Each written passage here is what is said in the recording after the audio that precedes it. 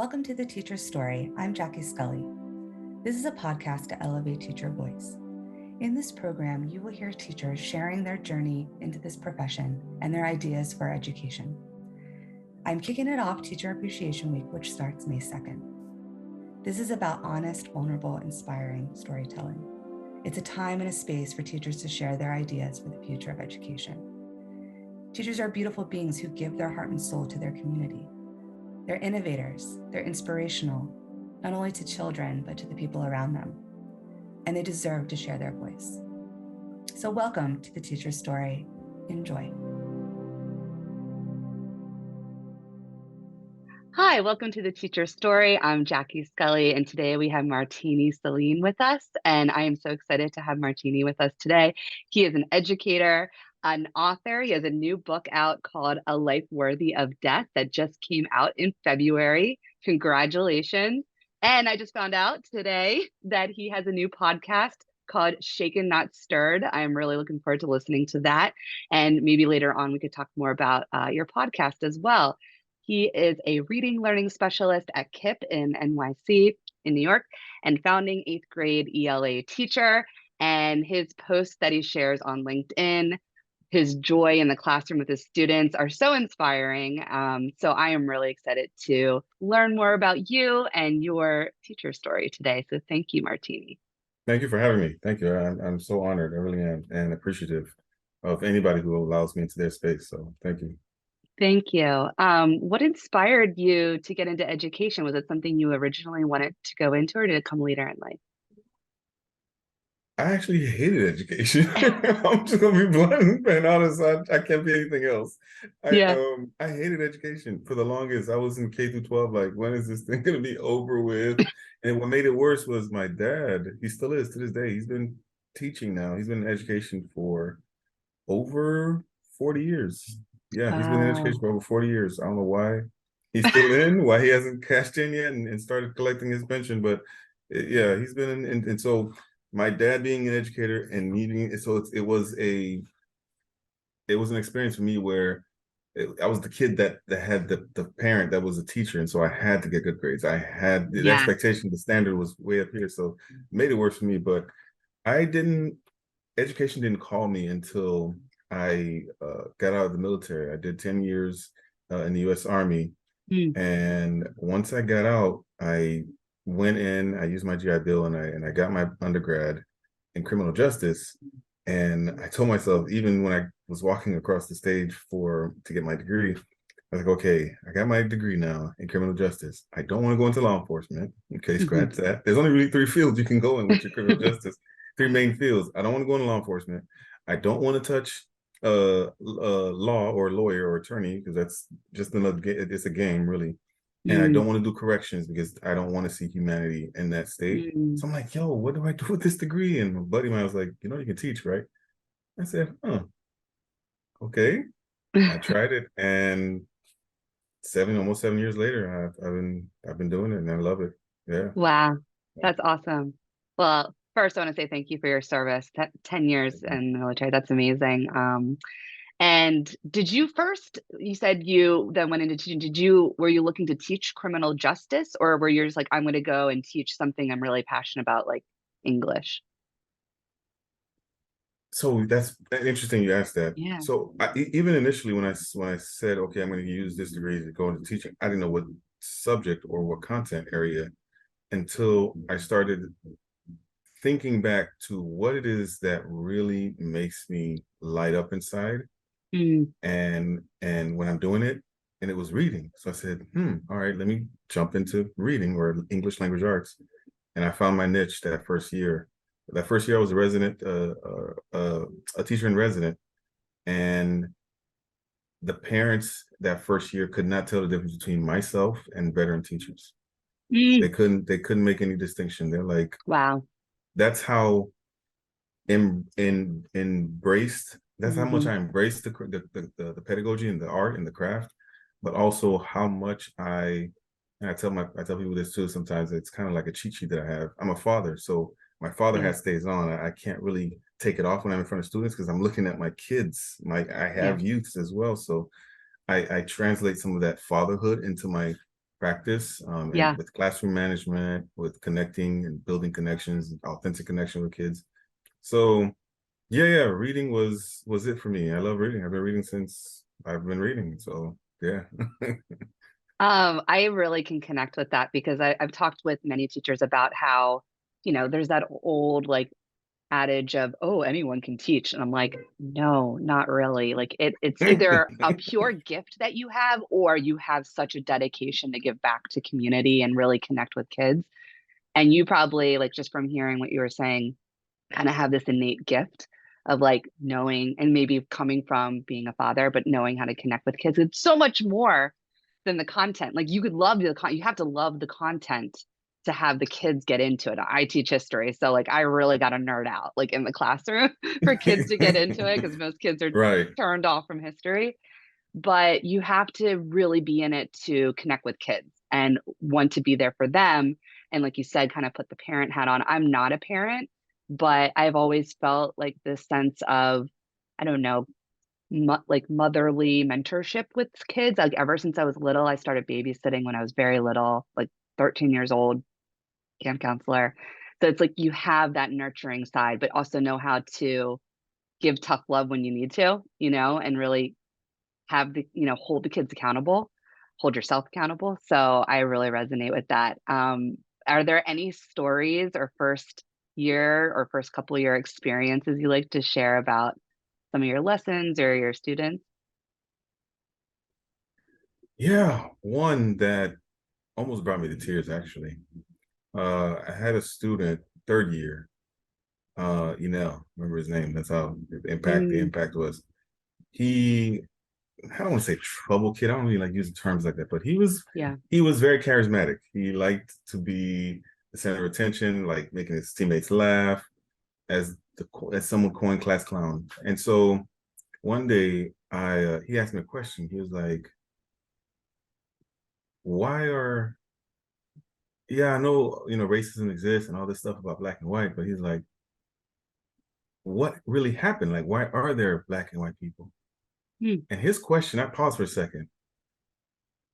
I heard his question, but I wanted to go deeper behind the question. Like, what made him ask that question? That's not a question that a 12-year-old or 11-year-old commonly walks around and asks. Like, what made people black and white?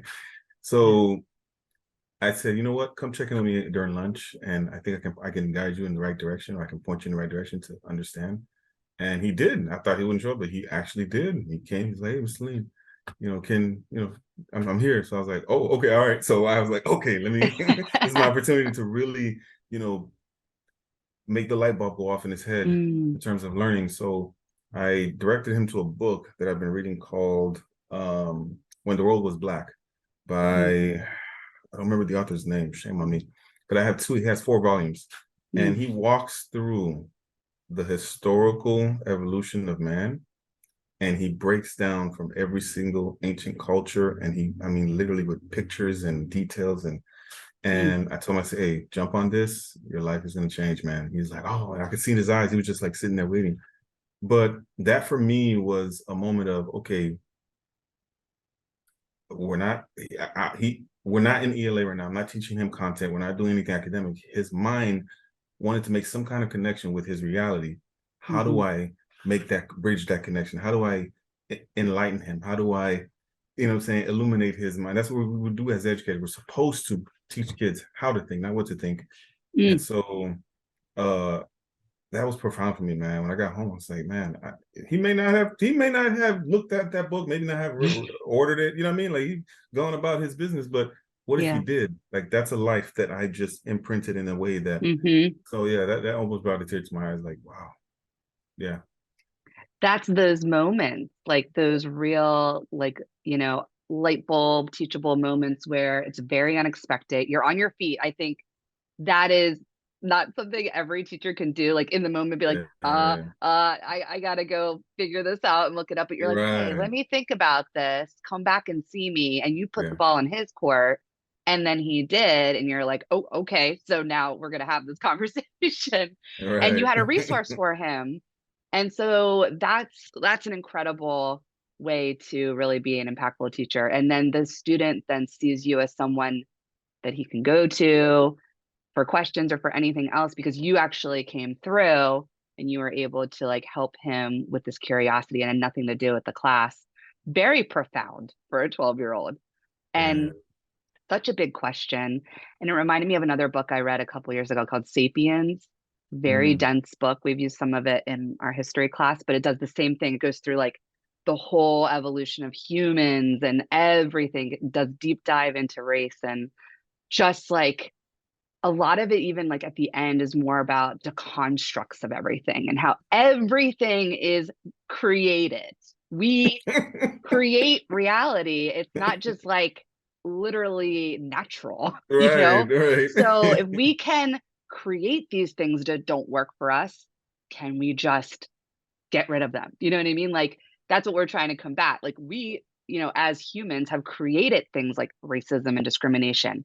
So let's try to create a new reality. Like, it's not this natural phenomenon. And kids, when they're young, you know, I teach in high school, so they get a little kind of apathetic and kind of jaded, you know, through the way. But when they're still like in that middle school age, they are curious. Like, I taught middle school for a bit, and they ask all kinds of questions. Like, you can tell they're really, really interested in like learning truth, you know, like I want to dive into truth. Like, they're already picking up that they're not getting all the information, or they don't have everything, you know, at their fingertips. So that's really cool that you had that conversation with him.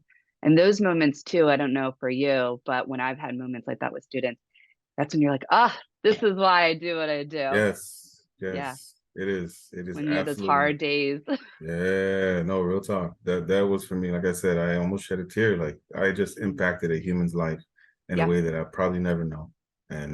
But the hope or the intent behind it was that his mind expands beyond his immediate reality of what he's living and what's not making sense around him. So Yeah. And then his real education. He's probably going to come back to find you one day and talk to you about that conversation. Speaking of hard times and having those moments that keep us in this, you know, good fight of teaching. How was the pandemic for you? Were you teaching at that time, or just in general? Like, how was it? So pandemic hit 2020, or the earlier part of the year. I was preparing myself.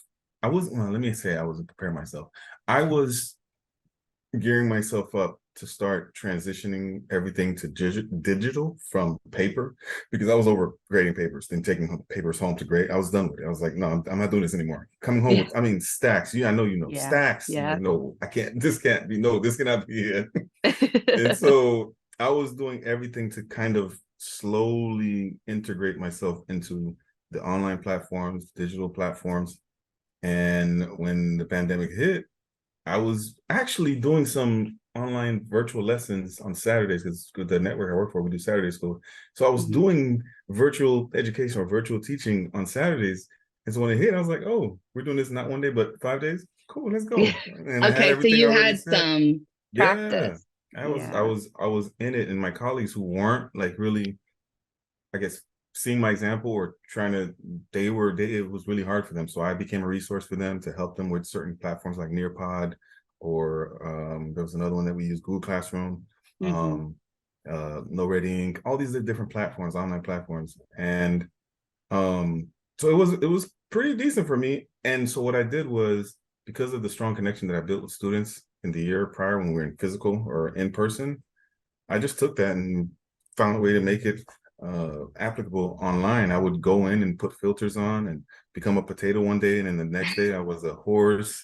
And just thinking outside. When I say outside of the outside of the box, outside of the outside of the box, like I was just going meta with it when it came to the online learning, and it worked for me, man. That first year, I had kids sending me Zoom recorded videos. Hey, Miss Salien, you made this year so great, even though we're online and this and that. And oh man, I'm just like, wow, geez. That's incredible, because I don't often hear that side of it at all. I hear many, and myself included, like, oh my gosh, it was such a challenge. And you really kind of stepped in and said, I'm going to make this fun and really engaging and interactive, because yeah, it sucks to be at home and be like on a screen all day, and especially with middle school students too, like you really want to make it interactive. And I use some of those platforms too, like the Nearpod was pretty fun because it could be interactive with taking polls and doing like different videos. And I did one like around the election, and not necessarily the candidates, but just like voting and civics, and there were like all these different poll questions, and they really liked it. They're like, oh, that was actually a really fun like election or civics lesson, and I had no idea how it was going to go. You're kind of stumbling along, you're like, well, let's try this on and see if it works. And I said going into that year, like when it was the full year 2020 to 2021, I'm like, this is just going to be an experiment. I don't know, we'll just it kind of was playful, like you're like, we're all going to mess up like many times, both teachers and students, so why don't we just have grace with one another and just figure it out on our own. And kids had a lot of grace.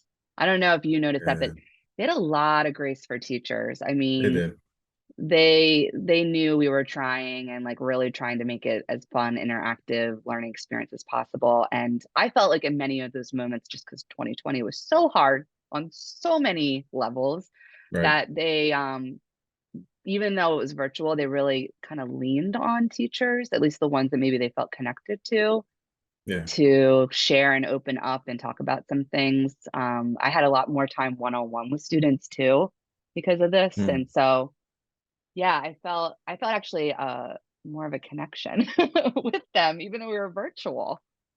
Yeah. Wow, that's interesting. Yeah, it's really interesting. And even with those platforms, the school that I was and I've just been blessed with the network that I've been working with. They found ways to still make in-person connectivities or connections. So we'd have certain activities at the school. For instance, we had a millionaires club where kids using the AR, the platform called AR. I'm sure you know that the platform. Kids who have read 1 million words or more joined this club. It's called Millionaires Club, and so we have parties for them. We throw parties for them, but at the school. So if you became a millionaire, you had to go to the school, drive to the school, and all the staff, everybody, masks up and everything, would be in front of the school, lined up with flyers I remember seeing videos like that. And all types of just amazing. We tried, the principal, the school leader at that school, amazing leader, and it was her, of course, in operations and just the staff, the LT staff, and as a whole, made sure like, okay, all right, we're home, but let's try to figure out a way to come together as a family. I loved it, man. So that's awesome. Yes, I love that. Some schools really did that well. I remember seeing lots of videos online about doing like the parades, or as much as you can, like pep rally or special events, like even if it was like a parade of cars or just socially distance and mask, like just being able to be on campus at some point or just be in person.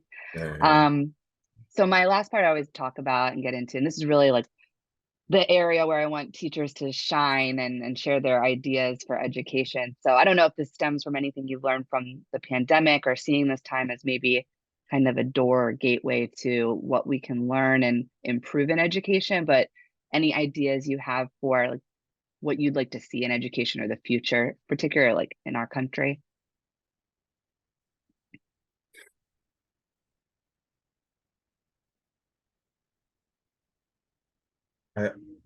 I often think about that question, even before this podcast, and I saw the list of questions that you sent me, just to have my mind prep for that, and I appreciate that. I like to know things as much as I can before I engage in it. That question is very complex, but it's simple at the same time. And I want to touch the simplicity of it. So a number of things has education where it is right now. And I don't know if you saw this article the other day. Who is it that's proposing higher wages for teachers in the coming is months? A congressperson. Congressperson. I saw that article and I was like, It's really simple. Fund schools, fund educators well enough so that we can do and provide or serve our babies the best that we can, and also remove barriers that are actively creating the disparities in education that already exist. One of them, the one that every last educator that if you watch this podcast, you see it, you hear it, will agree. Standardized testing. Oh, yes. It's the worst. Yes. I know why. I know why it exists. I know why it's there. I get it. But it's like, for me, it's the crux of most, if not the bulk of why our education system pales, or it's where it's at on the totem pole when it comes to the rest of the world. Like, there's not many countries that are doing this stuff, and they're excelling. So, like, it's not reinventing the wheel. It's saying, okay, what's working for you? All right, if it's working for you, let's try it. It doesn't work for us. Cool. What's working for you? Okay, let's try it.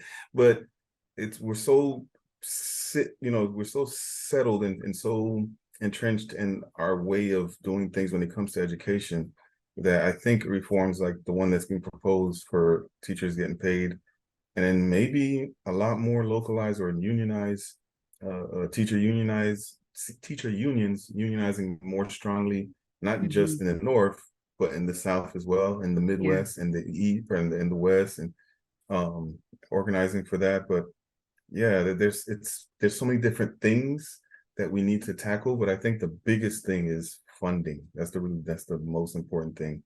Areas that schools, but again, it's all connected. So we can't fund you if you don't meet the standard. Okay, well, the standard is not really working for us because this is not a demographic that really can't. You know what I'm saying? So it's like they shouldn't be tied together, anyways. It shouldn't. No.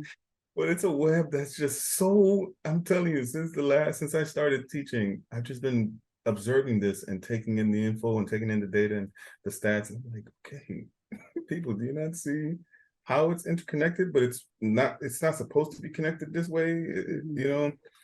So yeah, it's multifaceted. I couldn't tell you, but the where I would start specifically would be funding for schools. And so, yeah. Yeah. And that should be in the State of the Union address that was last night. And there's never really a top priority for education or funding. It doesn't matter what political party, what president, it just never is. Never is. And you would think with so many teachers leaving and just so many, schools going through like emergency hires or not enough resources and all of that, like that would be something you would put in your bill, like your funding bill. And like, it should be like, we should be dumping trillions of dollars into that instead of always like into other things that are not helping us. And I agree, like,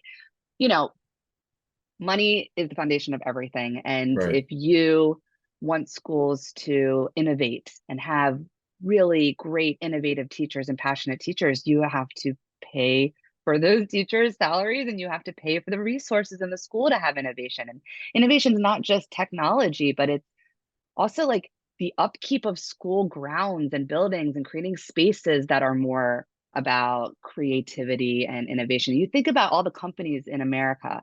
We are an innovative society. Like all of the companies in the world that, are like what everyone uses, right? Google, Apple, Microsoft, all of these companies are in America, and they're all about innovation.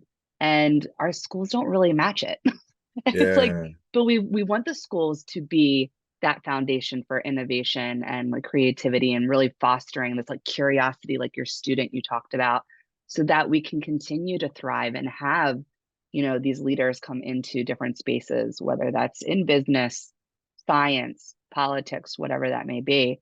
But it's just, it's cyclical. It just keeps going around. And I'm so grateful that there's a congressperson finally like saying, no, we need to do this. There needs to be like this big jump in salary across the board, whether that, goes anywhere, gets approved. That's like one thing. But I think another big thing with funding is our tax system. It's just the whole way schools are funded. It doesn't work because it just is building in inequity because it's all based on local and state taxes. And they're so drastically different. Like we are more fortunate in like the Northeast, taxes are really high. Right. which kind of stinks when you're paying them. But Right. we tend to have schools that have more resources, and the salaries for teachers tend to be, Reflect that. higher. Yeah. Yeah. And then down south or Midwest, taxes are really low and the schools don't have enough resources. I talked to a teacher at the beginning of this year. She started the school year off and there wasn't even paper. Like they didn't even have enough paper in like the faculty lounge to make copies, like to start the school year, Wow. and even though we want to go more digital, like you still need basic supplies like paper. Yeah. It's very, very different. And yes, standardized testing, it doesn't really show anything. And it's all about competition. And then all it does is whatever, local governments, state governments, federal governments deem like failing schools, they don't ever get better because it's all tied to standardized testing. When I taught at a Title I school in Hawaii, we were under No Child Left Behind. We were a restructuring school. The whole time I was there, we stayed a restructuring school. Nothing changed with test scores because our population was a growing ESL population with students coming from all over the Pacific. They Right. weren't proficient in English. Right. Instead of putting money into maybe a program to help them like double up on English or have like a transition school Right. to give them and then give them time to take the test, they had to be here 1 year and they took the same standardized test. I'm like, that Wow. doesn't make any sense at all. And then the schools stay in that category. And they then have to pay for resources out of their own budget to pay for Right. whatever professional development. And it's like, Yeah. that doesn't do Right. anything. So yeah, do away with standardized testing. Because if you want to be about innovation, it's more about like PBL, right? Like project-based learning, real world application. Not a singular multiple choice test. Like I teach an AP class and I'm like, because I love psychology and that's how I got to teach psychology, but I can go on about AP classes as well. It's the same thing. It's like just teaching to a test, basically, which kills your joy for teaching and It learning. does. Gosh, oh my goodness, it does. And it made me actually, I'm gonna say it because I actually walked away from education last year. I was done. I walked away right before testing season, April, and I was done. I threw my hat. I joined the Great Teacher Migration folks, and I went back into corporate America, and as an HR manager, an executive HR manager, and then after about 6 months, I got the itch. I was like, yo, yeah, leading adults, those who lead adults, hats off to you. I appreciate you in HR specifically, or just in any managerial position or capacity. My hat's off to you, but I can't do it. I can't do totally it. different, right? Oh, yes. I can't do it. I can't do it. So I say, yeah, let me jump back into the trenches, man. But this time, let me go to a region I've never taught in. I've taught in the South mostly or predominantly. And so I said, let me go to the North. And I'm up here now in NYC, and you like it's it? much different. I love it. I love it. Like you said, where there are areas where taxes are higher or people are paying more into the community or into the local governing resources, you see the difference. And yeah, we have resources for days. So, but yeah. And the KIPP school system is wonderful. We have it It also is. in Philadelphia, and I have some teacher friends who are in the schools and they love it. They're just Nice. They do so much for kids, and I think they're also very supportive and appreciative of the educators they have, and they want really talented and passionate educators, that are in it for the right reason. So I think that's great that you found this place. But that's an awesome story that you left because everyone was feeling burnout from the pandemic and like, well, let me try out corporate, and it pulled it pulled at your heart to go back. Like it is that kind of profession, not for all, but for some that really have it, in them. Yeah.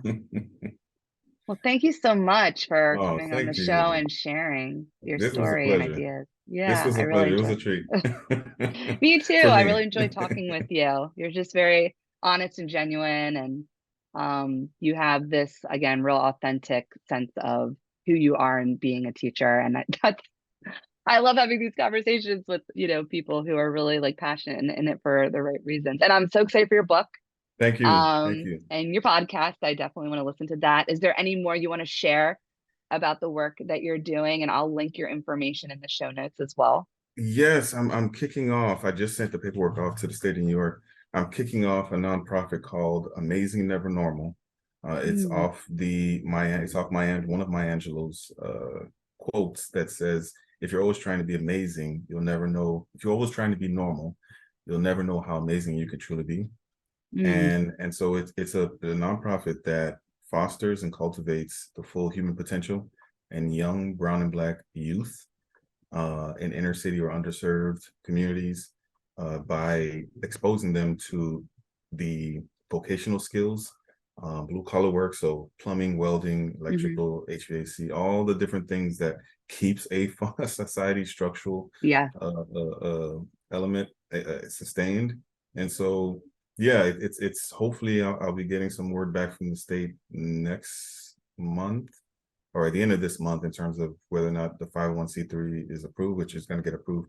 And then in March, we're going to start getting things going with crowdfunding and resources and stuff like that and fundraising. So Amazing Never Normal. And you can find my Instagram handle is Amazing Never Normal, all one word, _31. And the website will be going up maybe if not next week, the week after. And so all of that will be on my socials. And so, yeah. Oh, that's wonderful. I didn't know about that either. You are doing like so many different projects right now and all good work. I'm trying to leave a legacy for my kids, so and theirs. So. Oh, it's wonderful. Well, thank you so much, Martini. This has been a pleasure. And I can't wait to chat again and see your progress through all of these endeavors. This is awesome. I will definitely keep you updated. Come on, we on LinkedIn together. Come on, we're connected. Oh yeah, we'll be following each other's work. Well, thank you so much and have a great day. You do the same. You do the same.